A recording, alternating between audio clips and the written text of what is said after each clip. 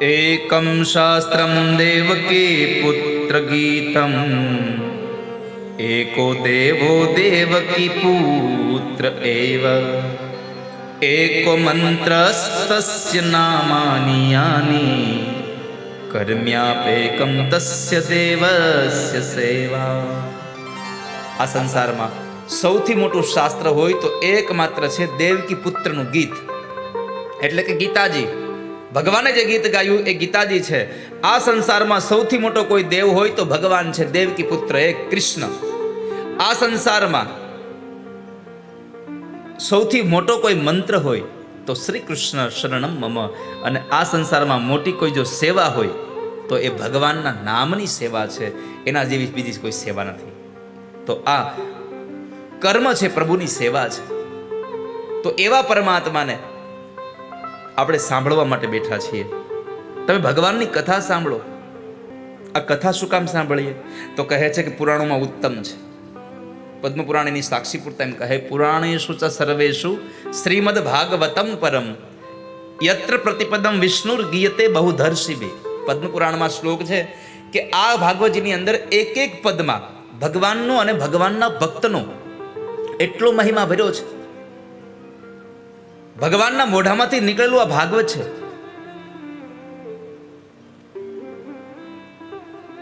તો એવો ગ્રંથ આ ભગવાને જ ગાયો છે,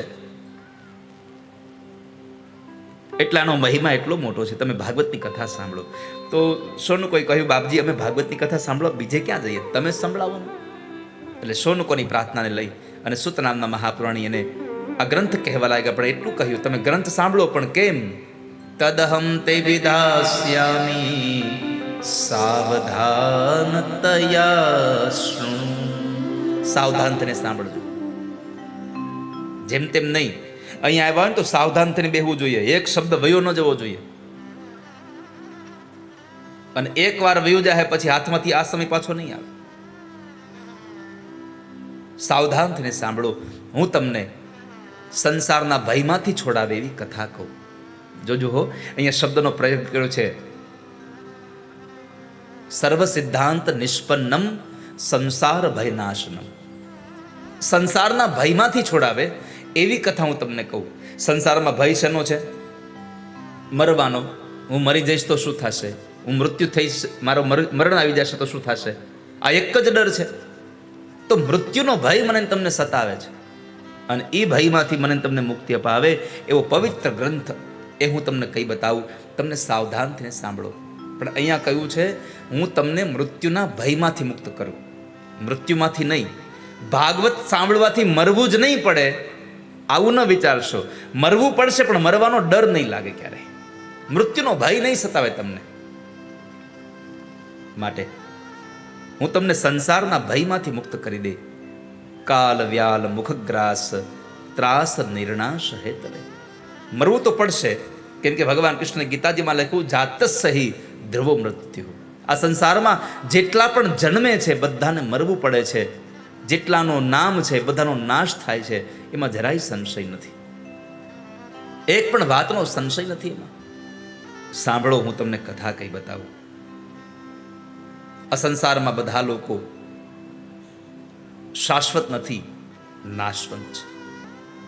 આ જીવન આજીવન નથી. આ જીવન આજીવન નથી. મરવાનું છે, પાકું છે.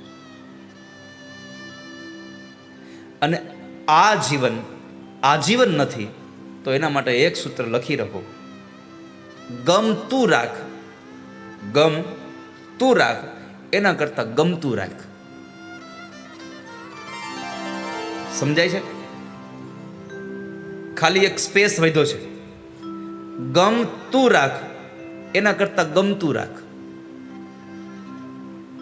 આ જીવન આજીવન નથી. એટલે આમાં જેટલું ગમે ને એટલું રખાય, ગમ નો રખાય. ને અમુક અમુક તો આખી જિંદગી ગમમાં જ જીવે. કોને ખબર હેનો ગમ લાગ્યો હોય? અને તો હજી આપણે ઓછો હોય એમ દુકાન જઈ કે ઓલું ગમ આપો તો.